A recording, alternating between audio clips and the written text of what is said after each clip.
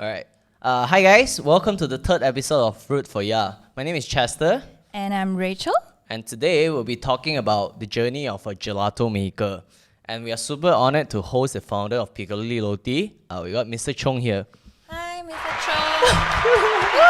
Thank you. Thanks for having me. Thank you so much for coming to our podcast. Just now, Mr. Chong mentioned just call him Chong. Yeah, okay. So we'll call you Chong the whole. The whole Yes. Thank you. podcast.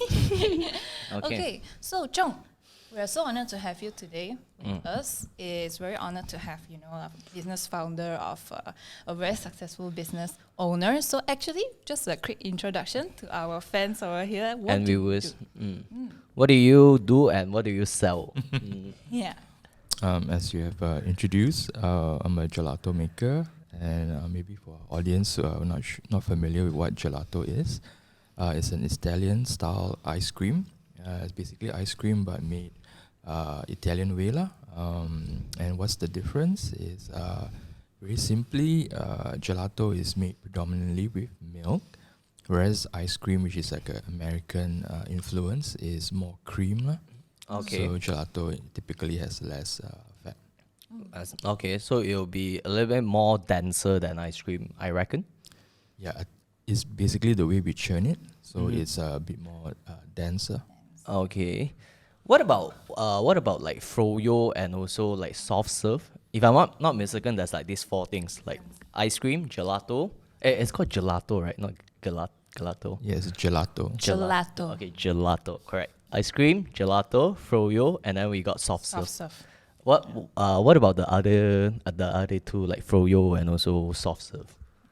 So froyo, I think it's a short form for frozen yogurt. The way they serve it is like soft serve lah.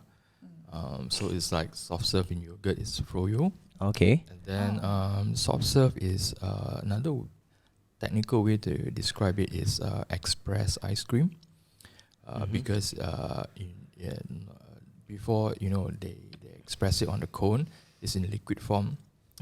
So they actually put it through a very tiny tube, a frozen tube, and then it freezes the liquid, and then they express it out into the cone. Mostly people eat soft serve on the cone. Okay. And it's softer because it has more air. Right. Okay. Half of it is air. Okay. Okay. I heard from my friends that there is difference. Like, as a layman, we understand that soft serve and like normal ice cream, their melting point also is different. Like one of it melt faster or something. Is it true? Yeah, technically, soft serve will melt faster because it has more air. You can't air. freeze air. So Okay. Right. yeah, so the air will lower temperature lah, basically. So I heard that like if you get like soft serve ice cream in a tub, you put it in freezer, it won't go like hard like so hard. Like this. okay, It will like still the be like solid creamy shape and lah. yummy. Okay. Yeah. So that is soft it serve. really like that? Is it It, technically? yeah. can we refreeze any of those items like froyo or like gelato or ice cream? So say like I brought it out and then it just melted and then I just thought of like okay, maybe I'll just put it inside to the freezer and then will it go back into like the solid shape? It will, but you lose the texture Okay. and then the volume lah. Because in any whether gelato, ice cream or soft serve, there's a bit of air there because you churn it. Okay.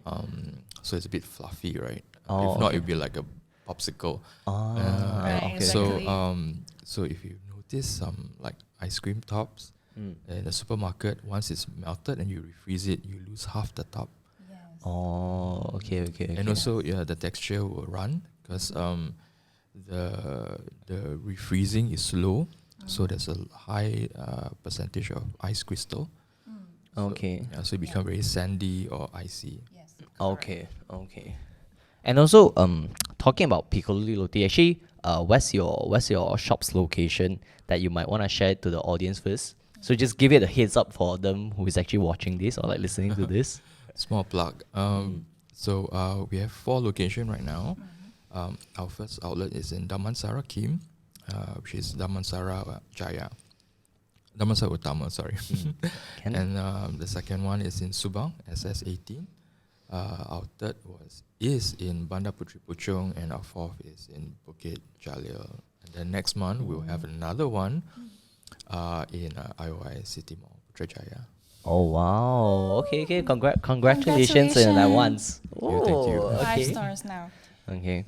Yeah, okay. So we talk about ice cream, you know, and also the difference between ice cream and gelato. And we had a little background check on you previously and know that you actually went to Italy, the town called Bologna, to learn about making gelato. So as a, you know, like as a new business owners, we are very curious about your thought process. How did you actually come to that decision? Because it's not like just next door, it's like 6,000 miles away from Malaysia. What's your thought process on going to Italy? So I think maybe I just give a bit of context. I mean, in explaining why I decided to do that. Yeah. So at that point, I have been working for more than 10 years already, and I've always wanted to start my own business. And then always I put it off because, you know, you always you always make excuses about, you know, economy lah, not good timing lah, or you want to get through this project first lah. So those are all excuses lah. I think there's no better time than now. If you want to do it, you do it. That's right. So one day I just, decided that I don't want to regret anything, I don't want to be like 5 years later still making excuses and then the window is gone and then you can't do it. So I decided I wanted to make gelato or ice cream because I have passion for it. I love to eat it. And it would be something that there's many ways to do business, right, or earn money. But I think for me it was passion driven. I want to start my own gelato ice cream brand. So I started off by trying to partner with people who know how to make gelato ice cream. And then I have some marketing background and business background, right? Yeah. So my idea was that I have this background, I'll manage it, and then you make the gelato ice cream, and I help to manage the retail part and all that. Yes. So it sounds great in theory, but I realized that I don't really have much bargaining power. Fair enough. Yeah, and It could be easily replaced, lah, in a sense. Yeah. I mean, because making is a specialized skill, right? You need equipment and all that. So I realized that. So that put me off about a year plus. Then I decided this cannot be. If I continue this way, I will not achieve my target lah. Or goal. So I decided that I need to know how to make it. So and since this is like how many opportunities are you gonna have to start your business, right? Yeah. So you better give it your best shot. And I love gelato, and so I figured the best place to learn is to go, the home of gelato, To where it originates. and learn it well, so that if it is not successful, it's not because I have a knowledge problem, Okay. but maybe other areas. It must Right. be something that you can't control, lah, if it doesn't happen. Yeah. Correct. So I wanted to because you're gonna invest a lot of your own time and money as well. Correct. So it's better to make sure that you have done your homework properly. So I figured that going there to do it is the best option at the time, and also because I have the means to do it. So why not, right? Okay. And it's something that you mentioned, that it's something that you can control, knowledge. It's not something that, if anything happens, at least you know that you know how to make the gelato itself. So talking about after you learn how to make gelato, how long? For months, right? In Italy? Actually, no. It only took me a month. A month. Yeah, so it's a very intense course. It's Monday to Friday. At the end of the day, you'll be very tired. You don't want to do anything. You want to go back and sleep. So yeah, it's a very intense class, and they teach you, they make sure your fundamentals and your basic are good, and then they progress you, you know, from beginner to beginner, intermediate, and advanced. Then you have like a mini internship in their gelateria. Okay. Yeah, gelateria just means ice cream shop in Italian. So they want you to have real commercial experience, because learning to make in a classroom is very different from running a commercial operation. You may not like it. Correct. Because the hours and standing there, the work is intense, and not many people have experience in a commercial kitchen before. Right. So there's a gap, you know, in terms of theory in class and actual experience. So they want all their graduates to have that experience. So they actually provide you like A to Z, literally from nothing to the like what's happening in the society, like the full package. The practical, not just theory. Okay. Yeah. May I know like how much does it roughly cost, or like for just the class? Does it cost you a bomb, or like it's something affordable for youngsters or middle age? It's just a rough figure lah. It doesn't cost 10K. It doesn't cost 10K. It's less than that, but that is that Was times. how many years ago? Wow, that's like maybe 7 years already. Okay. Okay, Yeah. now, yeah. It's expensive because of the exchange rate, right? Yeah, true. Yes. Yeah, our currency is, you know, so Okay. champion. Right now, especially. Yeah. Okay. Talking about gelato, right? What is your up to date best flavors, or like signatures flavors? I know it's the pulut tai tai definitely, and then what about the rest? Our other signature flavors aside from the pulut tai tai is like our chrysanthemum. I don't think many people make it here. Correct.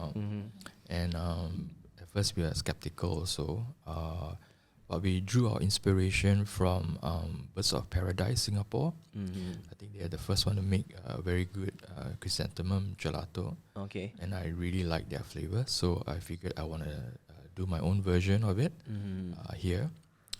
So that's one of our signature and hard to find flavors. Other popular or best sellers are like our pistachio. Okay. And Okay, I love that. I love that. Right. I think that one I think me and my business partner, we take quite a long time to source for it, and we're very particular about it because we have our own mind how the pistachio should taste like. Yeah, so we want to make sure that we can achieve that vision in taste. Right. One more question, because I read the articles up online, right? It says like you can literally make any flavors of like gelato. Is that true? You can almost make gelato with any ingredients. Right. Because that's what they taught us in Bologna, right? They teach you the technical part, the fundamental, so that you know when you go back, you can take any ingredient and figure out how to make it, you know, and make sure the texture and the consistency is still there. Oh, So okay. you practically can almost any ingredient. Okay. Whether it's acceptable or not. Okay. So you have like up to date it's 40 flavors. Yeah, we have more than 40 flavors. But you know, unfortunately, in our shop we only got 18 space. Yeah, Right, 18 rotation. Yeah, and then and you know, throughout the years, we realized that more and more flavors become more popular and more staple. So it's hard to rotate those flavors. So out of your 18, more than half or so we cannot rotate. Right. The bestseller has to be there lah. Yeah, then, like you people know. come in like, I want the pulut tai tai. Right. Yeah, something like that. You know, we got Pulut tai tai like customer complain to us, hey, how come don't have this flavor? Right. We have to rotate it. Okay. Okay, so I actually got this question for myself, or like maybe for the business owner out there. Because I know like you started up Piccoli Lotti all by yourself, like you're like a one-man show back in when you just started it, right? So after later time you have a partner that actually joined you. I'm just curious, right? How do you actually secure a partner that you think that he's the right person? You know, like it's hard to be partners when you wanted to start up something because you might have arguments and stuff like that. But it's even harder to obtain a partners when things are established because there's like so many things that's laid out already. So what's your say on that? Obviously it's difficult. Yeah. I think I don't think I want to prescribe any way of doing it because I think that how you find your business partner is very unique. Okay. It's a journey as well.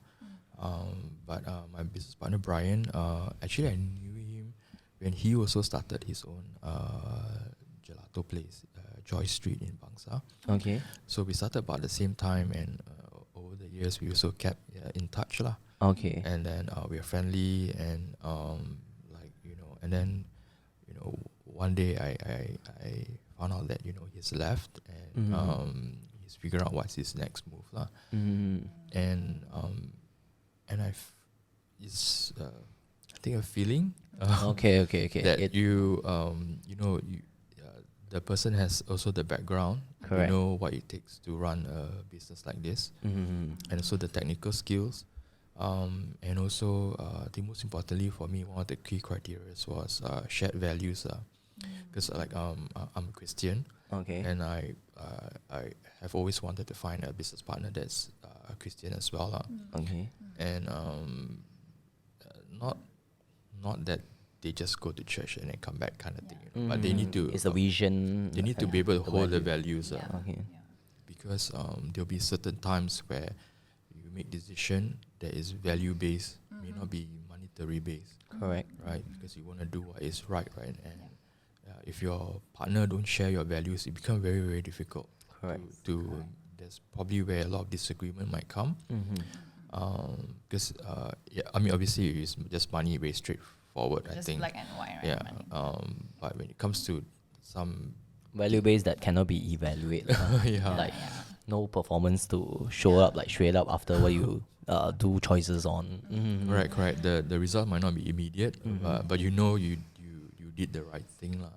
Okay. So that was one of the very key criteria for me, and I find like over the years I could really build a relationship with Brian. So I figured that he'll be a very good opportunity lah if he can come and join me. Okay. So it's also fortunate in a way, I guess, that 'cause before that also I've been looking for a while already trying to find that a business. definitely. Yeah, I think it's the timing also. You mentioned that he just left. I think it's the right person at the right timing kind of thing.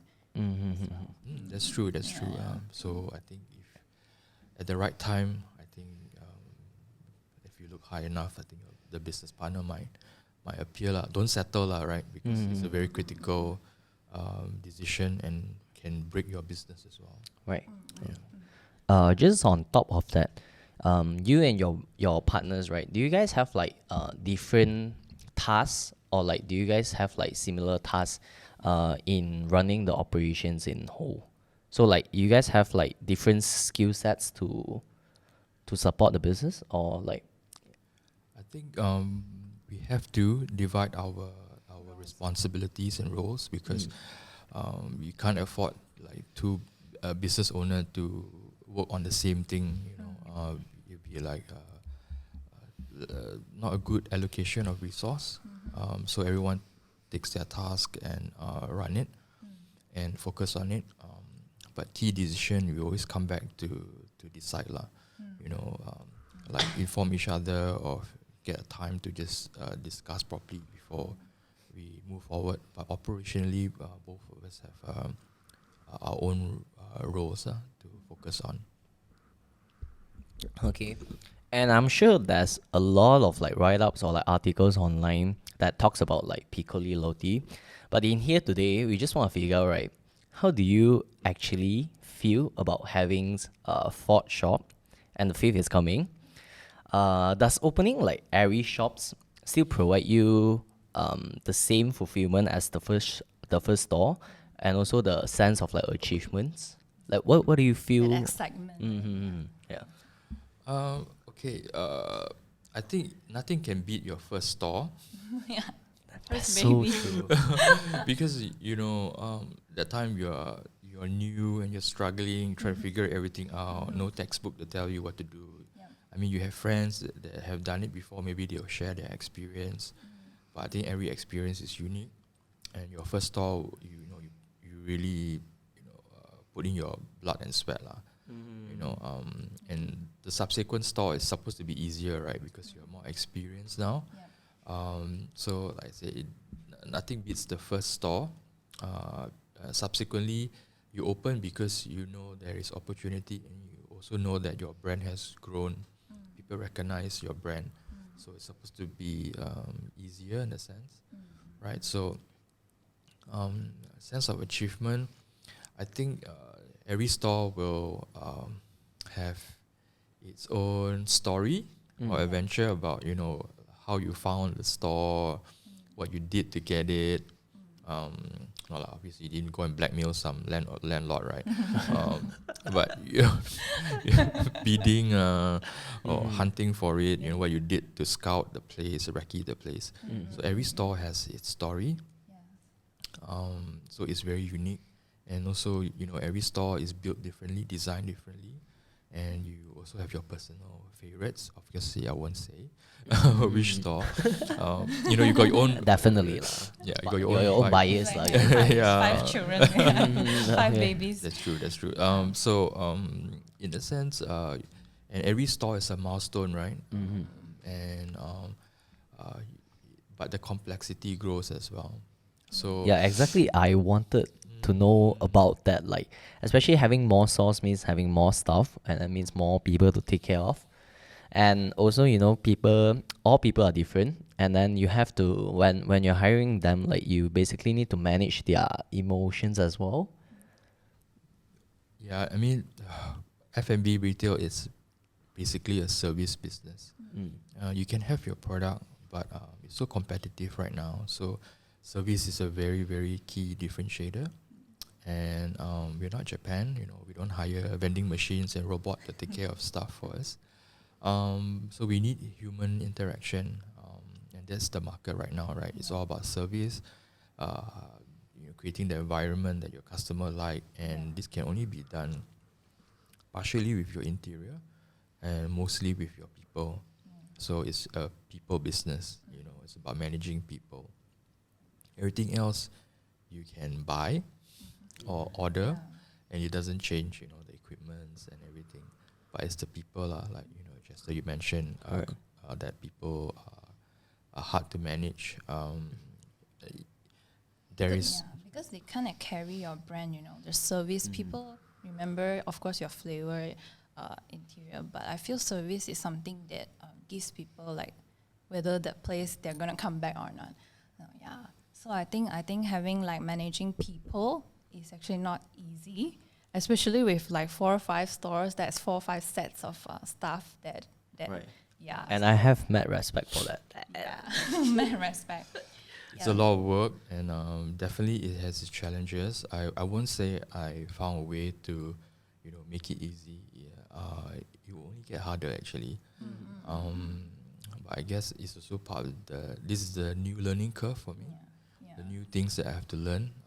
As we grow, then I'll find spaces in the knowledge that I need to learn again, or build my knowledge in that area. Okay. Yeah. Talking about growth and having the 5th store coming up, we're actually very curious about what's next for Piccoli Lotti in terms of, like, business expansion plan. Some people, they go into, like, franchise, some maybe they have it in another country in that sense, or they scale to more stores, because I know that what we like about your concept is very passion and value based. It's not I would say it's value and passion based first. So what's your actually the expansion plan for Piccoli Lotti? In the bigger picture. Yeah. In a way bigger picture. We are very curious if there is like franchise because we are very interested. We're also business owners. I think yeah, I mean over the years we do have inquiries about opening outlets with through franchise or licensing or JV lah.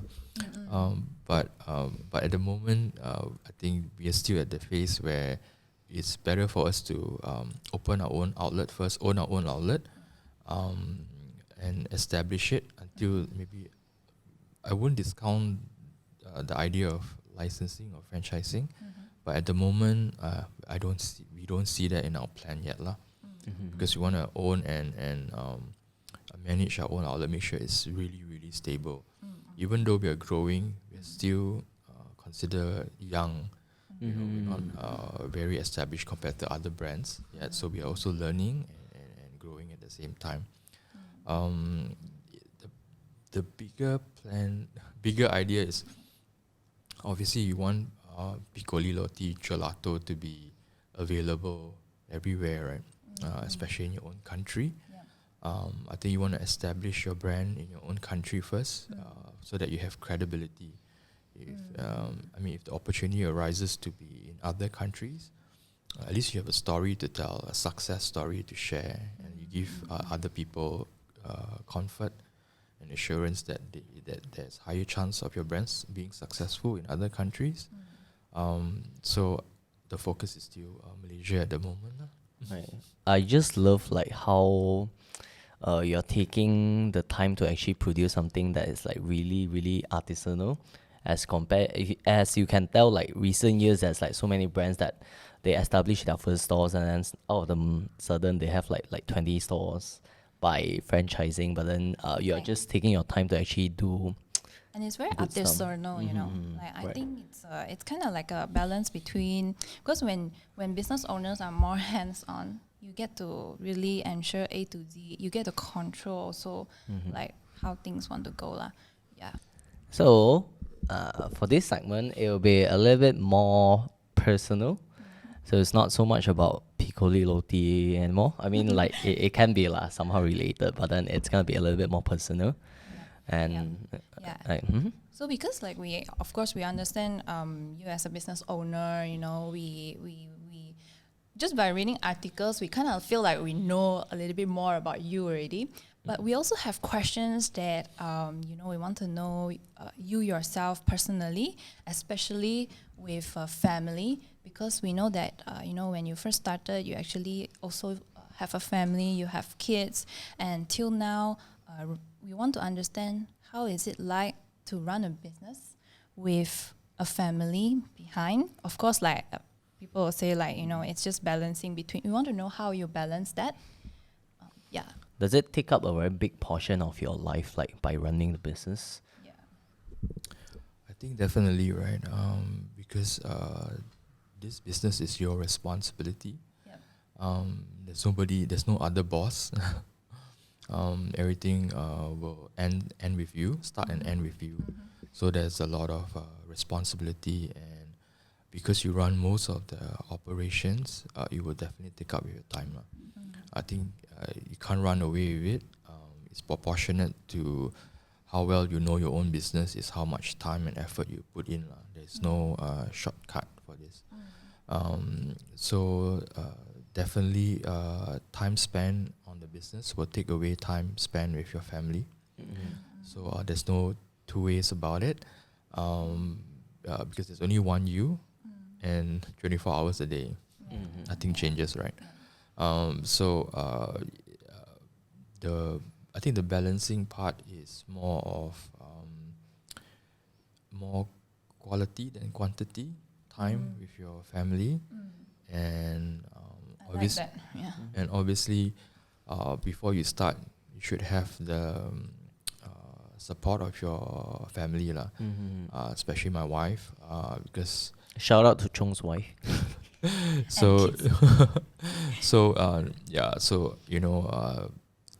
give me the support, they're understanding, they know what it takes. Sometimes it's not easy. They always say that being a business owner is a lonely business, a lonely journey. not because there's nobody beside you, but it's because a lot of things you face or decision you make, you have to make it yourself. There's nobody else. You can talk to them or try to express yourself, but there's just so many information, and they can't experience what you experience.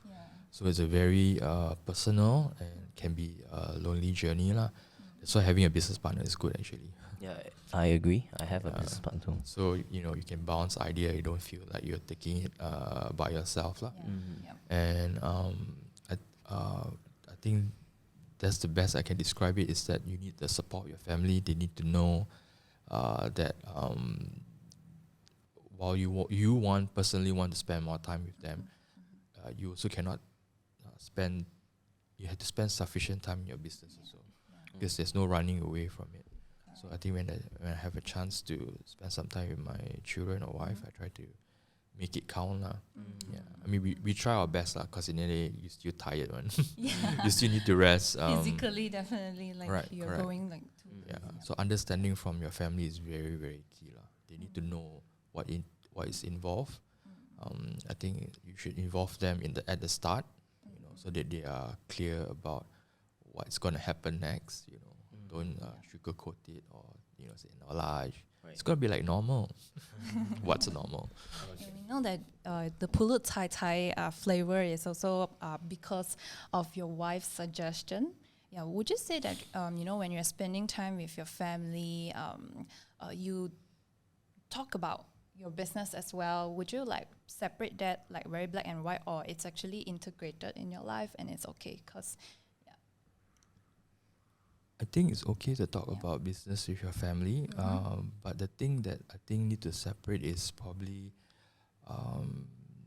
don't carry the stress or the pressure to when you're with your family, that should stay. But asking opinions and ideas, sharing your frustration sometimes, I think that's pretty okay, because your business is part of your life and your family is a part of your life. You become unsustainable if you always put them in boxes and draw a line, because your family don't know what you're going through. So so yeah, that's a good take. Good insight. Okay. And also, with your backgrounds, you used to work in like corporations. I'm just wondering, like from your point of view, for the youngsters who are actually like looking for jobs, right? What's the major difference that you felt with working in a very tall hierarchy kind of corporations, and also like very flat hierarchy, as like what you are doing right now, or say it's slightly flatter than you don't exactly have like superior to go on to, like Lesser layers like right now. where should like if it's a youngster, would you recommend them to go to like a taller hierarchy corporations, or like maybe you should go to a flatter one so you get to learn everything rather than just that one skill or like one department? So there's a lot of factors, right, to consider. I mean, especially if youngsters are looking for a profession or a place to grow as a occupation. I think it boils down to their personality and what's their goal. Those who are maybe entrepreneuristic or business owner mindset, they don't mind the non-hierarchy, meaning less structure, right? Meaning you have to do a lot of things, you have to be flexible, you need to adapt. So not many people like that. They prefer to have a structure, a plan. Tell me what to do. I cannot learn like that. Right. So and obviously our education system teaches to be like that, very structured, syllabus to syllabus, year to year, study, then exam. So we are taught to have formulas and structure. But there are people who are, they don't like that. They don't like that kind of environment. So maybe they are suited to work in a place where they are given more responsibility and they want to learn fast and they don't want barriers to stop them. Obviously, being in F&B is or in retail will work because it's actually fast paced. You have to learn really, really quickly. Right, you don't have like 1 month training. I mean, got a lot of training, but 1 month is to learn this orientation. Slowly give you tasks, you learn, but you have to pick up fast because there's no set time. When you don't have enough people, that's you now. You have to do it. It's a lot on solving like problems when it comes to like having a correct. So they have to have an open mindset so that they can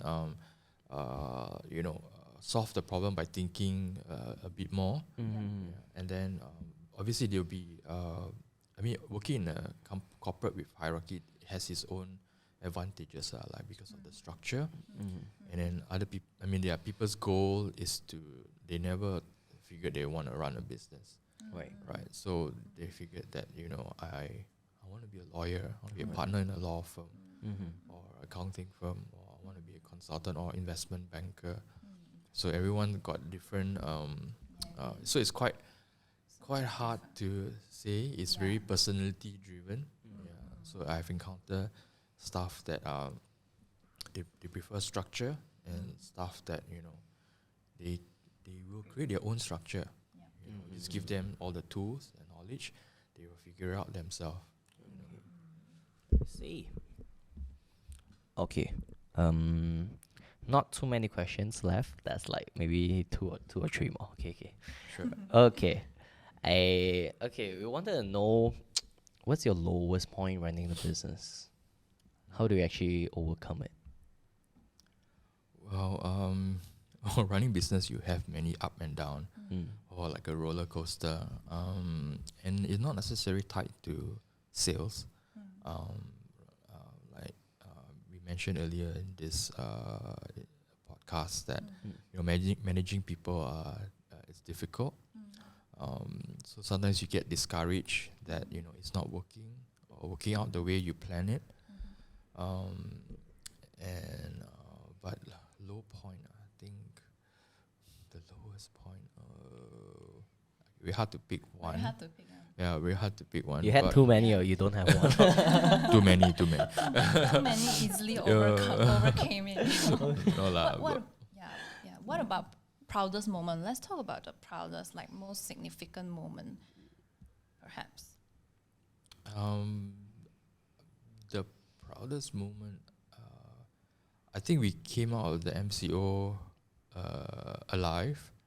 I know many F&B did it as well. But everyone have their stories and strength. But because we go through it ourselves, right? So we know the challenges, the worry. Actually, they can be also the lowest point, right? Because I think that period of time is very significant to a lot of local business, actually. Because you don't. At the time, you don't know when you will recover or ever, or you worry that this is going to be the norm. Right. Lockdown after lockdown. Very uncertain.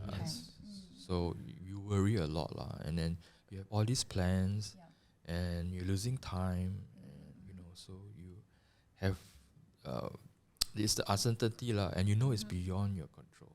Correct. For sure, right? So you can scream, shout at the sky, bang the table. It doesn't change anything at that point in time. So you cannot do anything. So that is the very big worry. And I guess we came out of it. I don't. You feel like super relief. Alive. Yeah, we came out of it alive. Yeah. And then actually our Subang SS18 outlet, right? I just signed the lease agreement, right? In February. Then March is the lockdown already. So it was 2020. Okay. 2020. The first lockdown. Yeah, we signed in February. Then that was like a complete lockdown. Right? March was lockdown. We're like, okay, what are we gonna do? Right. So that part really like had us really scary that time.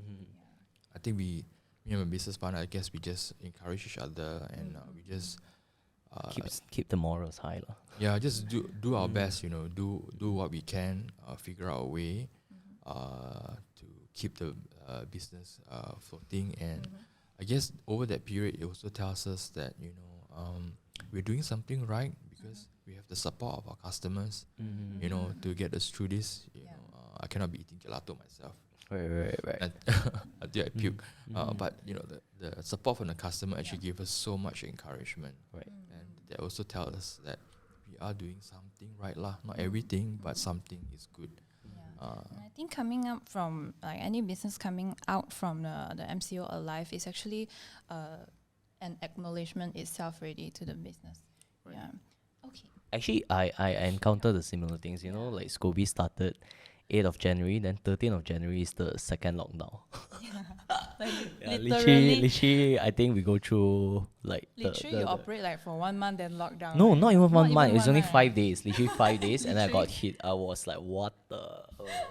But okay. To be fair, that time I was a startup, so my fixed cost is not that high as compared to the other major guys out there. So I guess I get lucky lah somehow. And you guys Right. pivot, right? Like, do you guys do like delivery, right? Mm-hmm, Like on Grab and everything. We do delivery on Yeah. beep delivery. So when MCO hit, we actually didn't do any delivery before that. So we were forced to do it Yup. at the Right. time, and Yup. we had to like quickly learn how to do delivery. We get melt lah, this lah, that lah, packaging lah. But we just had to figure it out lah. I mean, for you, Chester, I think your concern is that you already invested in it, you know, and you know you worry about keeping your staff, and then like you said lah, oh, what am I gonna do now? Loss of time and everything. I'm sure you have your plans. When I go in, I don't even know how to operate like as online as you say. I don't even know how to operate like being normal, and I don't even know what's being normal until the end of like the third MCO. Literally, I think the first year like maybe 8 months is in MCO, that kind of thing.